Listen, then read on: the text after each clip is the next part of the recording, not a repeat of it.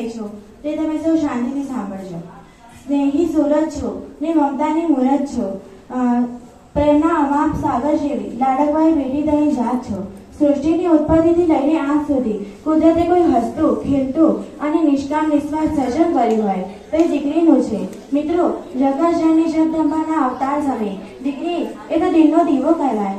દીકરીને તુલસીનો પાવન છોડ કહેવાય.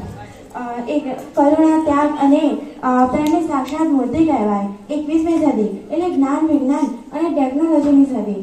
આજના આ યુગમાં પણ આજની સ્ત્રીઓ પુરુષોની સમોવડી બનીને પોતાના નેતૃત્વના ગુણો પ્રદર્શિત કરી રહી છે.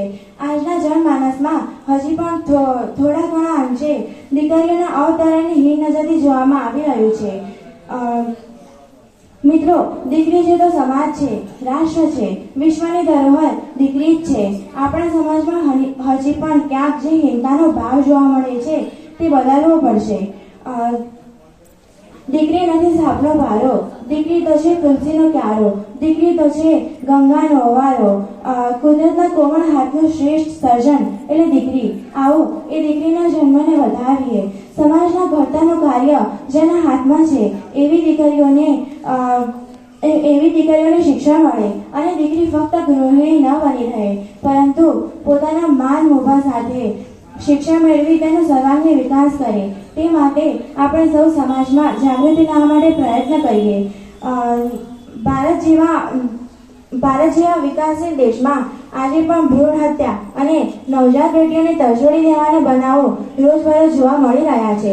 આજના સમયમાં અમુક સમાજો વિચિત્ર માનસિકતા ધરાવતા હોય છે અને ગંભીર વિચાર કરવાની વાત તો એ છે કે લોકોને પોતાના પુત્ર માટે વહુઓ જોઈએ છે, પરંતુ દીકરી નહીં. શું આ વાત ઘડી ઉતરે તેમ છે? દીકરી તો જગમગ જ્યોત છે, સંસ્કારની સુવાસ છે અને 2 ગુણને કંચન બનાવનાર પાવનકારી પારસમણી છે. દીકરી ભણશે તો માતા પિતાની આબરૂ વધારશે, સાસુ સસરાની સેવા કરશે અને આજના સમયમાં વિભક્ત કુટુંબોનું પ્રમાણ વધી રહ્યું છે. જો દીકરી ભણેલી હશે, સમજદાર હશે તો આ વિભક્ત કુટુંબને સંયુક્ત થતા વાર નહીં લાગે. આજની સરકાર પણ ઘણી એવી યોજનાઓ લાવી રહી છે. હવે સમજવાનો વારો આપણો છે. મિત્રો, દીકરી તો બાપનો શ્વાસ છે, માતાનો વિશ્વાસ છે અને બાયનો અઢળક ઓવાળા લેતો પ્રેમ છે.